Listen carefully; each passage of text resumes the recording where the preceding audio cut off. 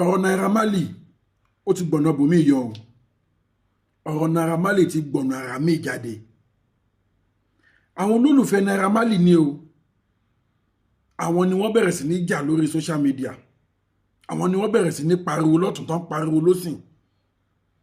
Tó ń gbèjà Naira Marley. Ẹ pé iṣẹ́ àwò. Ẹ̀wọ̀n nígbà tí ọ̀rọ̀ Mohbad ṣẹlẹ̀, tí Mohbad jáde láyé, wọ́n ní ariwo Naira Marley, Naira Marley, Naira Marley òun àwọn èèyàn ń pa. Wọ́n nígbà tí gbogbo àwọn èèyàn àti àwọn blogger tán wá tún dictate wípé lẹ́yìn ikú Mohbad nǹkan kan ṣẹlẹ̀ nínú ilé. Ìjà kan wáyé nínú ilé. Ìjà kan wáyé láti Kòròdú lóríṣiríṣi. Wọ́n wá nígbà tí gbogbo wa tá ti wá fojú rí wípé kò ń ṣe Naira Marley òun ló gba ẹ̀mí Mohbad. Ṣé kò yẹ kí àwa blogger ká dẹ̀ tún pariwo síta pé a ti mọ ibi tí ọ̀rọ̀ Mohbad ti wá o, kò ń ṣe ọwọ́ Naira Marley o. Ariwo yìí pọ̀, wàhálà yìí pọ̀,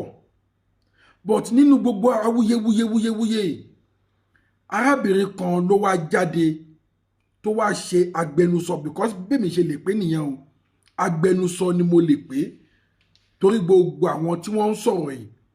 wọn ò pé ẹni blogger kankan, wọ́n kàn ń pariwo yìí ni. Arábìnrin yìí ló wá gba ẹnu gbogbo wọn sọ̀rọ̀. Òun ló wá pe blogger kan tó wá fi ẹ̀dùn ọkàn ẹ̀ hàn wípé lótìtọ́ àti lódodo òun náà ń wá justice fún Mohbad, but Naira Marley èèyàn tòun ni. Gbàrà tí ìṣẹ̀lẹ̀ yìí ṣẹlẹ̀, ariwo Naira Marley ni gbogbo wa ń pa. Since ta ti wá rí ibi tí ọ̀rọ̀ ti wá wó sí báyìí pé Wùnmí òun ló ṣokùnfà bí Mohbad ṣe jáde láyé, wáyé tí a ṣe wá padà tún wá jáde ká tún wá pariwo pé Naira Marley kọ́ o, Naira Marley ò mọ nǹkan kan pẹ́ o, ẹ jẹ́ ká jáwọ́ kò lórí ọ̀rọ̀ Naira Marley o, ká dẹ̀ bẹ̀bẹ̀. Ṣé rí, ká dẹ̀ bẹ̀bẹ̀ yẹn òun ló bí èmi nínú. Ẹ jọ̀ọ́, irú ẹ̀bẹ̀ wo là ń bẹ̀?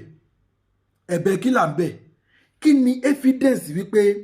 Naira Marley ò tí ì lọ́wọ́ nínú ọ̀rọ̀ Mohbad? Pẹ́pẹ́ sí yẹn máa sọ̀rọ̀, pẹ́pẹ́ sí yẹn tẹ́ bá wo rẹ́kọ̀dù Naira Marley ó ti drop, ó ti lọlẹ̀ gan. Àwọn èèyàn ò gbọ́ rẹ́kọ̀dù ẹ̀ mọ́, àwọn èèyàn ò ṣe kinní kan mọ́. Ẹ pé bá a ṣe pariwo ẹ̀ ńgbà yẹn ó yẹ ká dẹ̀ tún announce ẹ̀ padà. Èmi wá sọ fún àwọn olólùfẹ́ tèmi pé ẹni tí ò bá jẹ gbì kò lè kú gbì. Tí Naira Marley ò bá mọ nǹkan kan pa ẹ̀, Ọlọ́run á yọ. Bọ̀ tó bá mọ nǹkan kan pa ẹ̀ kò ní lọ láì jìyà. Kí ni mo fẹ́ fàyọ ní pé àwa kọ́ la máa clear Naira Marley as innocent. Tí ọ̀rọ̀ tó wà ní court,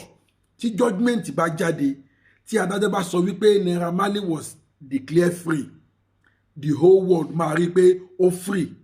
But as at now, Naira Marley ò tíì safe nínú kéèsì yìí. Ẹ má gbàgbé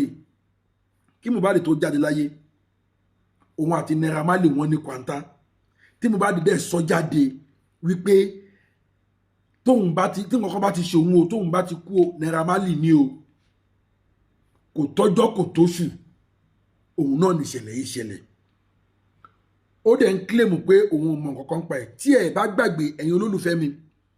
gbogbo ìgbà tí kinní yìí fẹ́ ṣẹlẹ̀, gbogbo wọn travel, wọn kò ní Naija, wọ́n lè rí wọn as a innocent. Tẹ́yìn bá wò wípé àwo ò rí yín, Ọlọ́run ọba rí yín. Gbogbo wọn travel ká lè sọ wípé innocent ni wọn mọ ọkàn pa ẹ̀. And then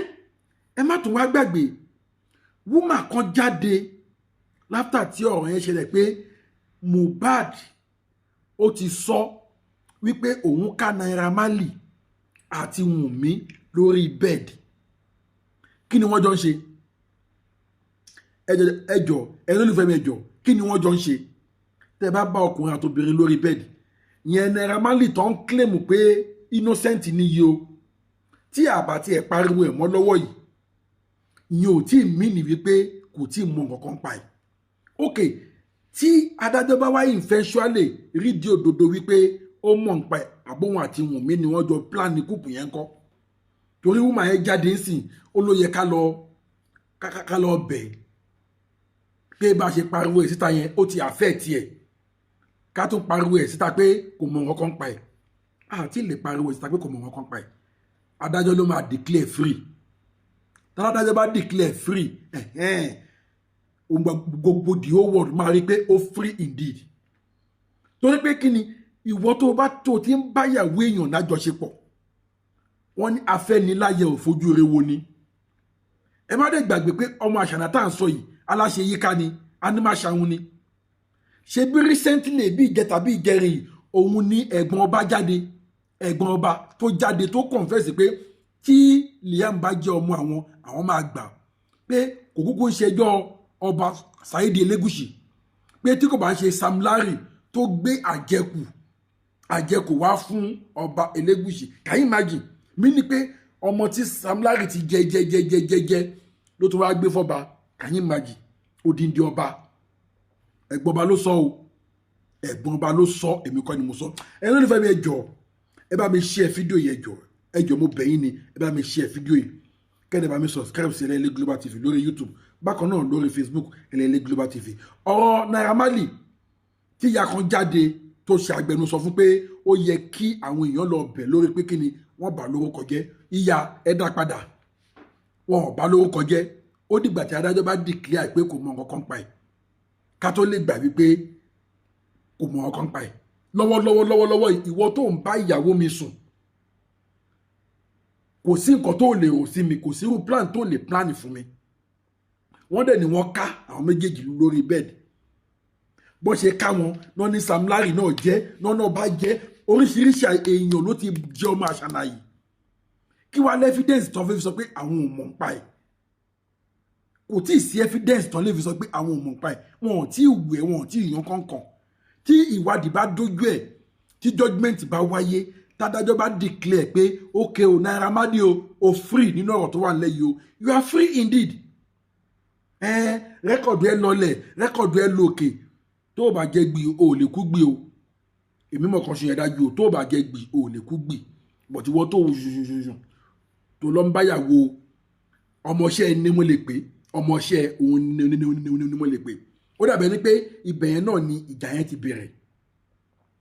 tí mo bá sọ pé òun ò bá yín ṣe mọ́ ṣé nígbà tó lówó ò bá yín ṣe mọ́ náà ló bẹ̀rẹ̀ sí ní dúnkokò mọ́ tẹ́ ẹ̀ nà káàkiri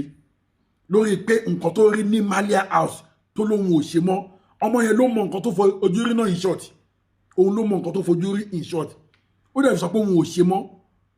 ṣé bíbẹ̀rẹ̀ ti bẹ̀rẹ̀ sí ní dúnkokò mọ́ tẹ́ ẹ̀ ti nà káàkiri àdúgbò àsẹ̀yìnwá àsẹ̀yìnbọ̀ ṣe bí nǹkan tó ṣẹlẹ̀ sínú lélẹ̀ kẹ́ ẹ̀ tó lè sọ pé ẹ̀ mọ ọ̀rọ̀ kan pa ẹ̀ ó dìgbà tí adájọ́ bá give final judgement tí ò bá include nù ẹ̀ mama ẹ jọ statement yín yẹn ẹ dá padà o kò sẹ́ni tó ń bẹ nìkan ọ̀hún bẹ anybody o ẹni tí ó bá jẹ gbì kò ní kú gbì tí Naira Marley bá ti jẹ gbì á kú gbì bọ̀ tí ó bá ti jẹ gbì kò ní kú gbì ẹ ló fẹ́ bẹ jọ ẹ bá mi share fídíò yẹn jọ ẹ bá mi share fídíò yìí kó go viral kẹ́ni bá mi subscribe sí SELE Global TV lórí YouTube bákan náà lórí Facebook SELE Global TV èmi mo promise yín pé gbogbo ẹni information tá a bá ti ń gbọ́ màmá fi wá tó yín létí màmá mú wá sí etí ìgbọ́ yín ọ̀rọ̀ Naira Marley nìyẹn o tí àwọn olólùfẹ́ jáde tí wọ́n ń pariwo tó bẹ̀rẹ̀ sí ní jà kí ìyá kan tó ṣe agbẹnusọ fún gbogbo wọn pé nǹkan táwọn ń jà fún leléyìí so kò sí ohun tó jọ o kò sí ohun tó jọ o tí adájọ́ bá fúri ẹ̀ pé kò sínú victim yà so kò ní jù báyìí lọ ẹ̀yin lólùfẹ́ mi èmi ti yín ní tòótọ́ SELE Global TV màmá mú ìròyìn ọ̀tún màmá mú wá fún yín èmi ni mo promise yín mi ní dá yín lágara any information tó bá ti ń jáde màmá mú wá fún yín adẹ̀ tó kú léde bàbá wa ọ̀gá wa Charles Olúmọ Àgbákò kí Ọlọ́run fọ̀run kẹ́ wọn kí Ọlọ́run bá tẹ́ wọn sí afẹ́fẹ́ rere o ire o mo tún padà bọ̀.